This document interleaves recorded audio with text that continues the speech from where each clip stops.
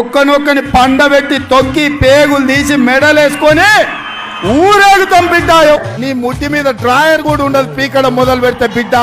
నిన్న TV9 లో పోయి కూర్చొని 4 గంటలు కూర్చున్నాడు, సిగ్గున్నదా అని అడుగుతున్నా. మీ ఊర్లో యాప చెట్టుకు కోదండం వేసి కొట్టండి, లాగుల తొండలు ఇడవండి, కోర్ల పక్కల పండబెట్టి తొక్కుతాం. ఓ సన్నాసోడా, సోయలేనుడా, సవట దద్దమ్మ, దిక్కుమాలోడా, దివానగా చెప్పులు తీసుకుని అంటారు అనేసి ఒక్కరు కూడా మీరు ఎవరు పెట్టారు? ఏ లెక్క ప్రకారం వచ్చి ఈ రోజు గులగొట్టేస్తా అని నీ అయ్య జాగిరా, నీ అమ్మ జాగిరా ఈడ గులగొట్టడానికి? దింపుడు లంజా కొడుకు రాకుండా చెప్పు కొడుతురు లంజా కొడుకులు అందరు కాంగ్రెస్ ఓట్సే.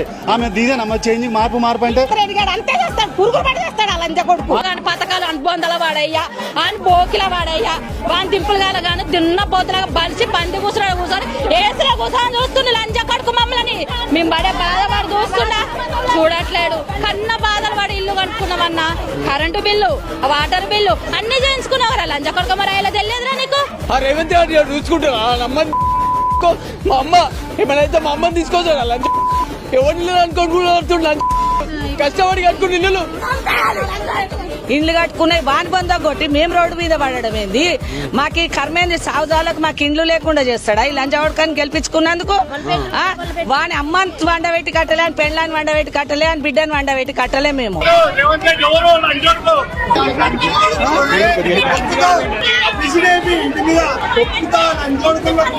అరే నువ్వు ఉంటావారా? నీ పెండ్లాం ఉంటుందారా? డబల్ బెడ్రూమ్ నీ బిడ్డ ఉంటుందారా? డబల్ బెడ్రూమ్ నువ్వు ఉండరా?